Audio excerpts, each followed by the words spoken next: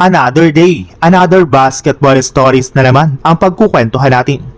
At ngayon nga ay pag-uusapan natin ang balitang binatikos nga po ni Kendrick Perkins si Kevin Durant at ang balitang tuloy na nga po ang trade ni Anthony Davis sa Golden State Warriors. Isa na nga po si Kendrick Perkins sa mga kritiko at nang babatikos talaga kay Kevin Durant dahil simula nga po nang umalis ito sa Golden State Warriors ay hindi pa nga po siya nananalo ni sa mga kampyonato. Kaya tama nga talaga ang hinala nito at ng mga fans na hindi kaya ni Kevin Durant na magkampyon na mag-isa at walang katulong na super team, kagaya noon sa Warriors. Halos lahat nga po ng mga sinalihan at binuo nitong team ay pumalpak kagaya ng nangyari sa Brooklyn Nets at Phoenix Suns. At malaki nga po ang posibilidad na mangyari ulit ito sa kanyang kasalukuyang team na Houston Rockets, since hindi nga po gumagawa ng paraan si Kevin Durant na makagawa sila ng solidong chemistry ng kanyang mga teammates.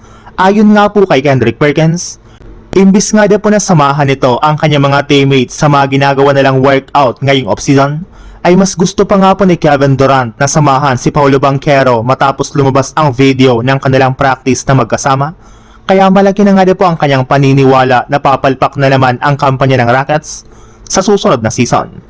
Sa ibang balita naman, naibalita na nga po nung nakarang araw na kung gusto nga po ng Jazz W na piliin sila ni LeBron sa free agency, ay kailangan muna nga po nalang makuha si Anthony Davis, which is hindi na nga po imposible ngayong araw matapos ibulgar na tinanggihan nga po nito ang ibinigay sa kanya na long-term contract ng Washington Wizards. Hindi nga po nagkasundo ang kampo ni Davis at ang Wizards dahil ayaw nga po ng kanilang front office na bigyan siya ng maximum contract.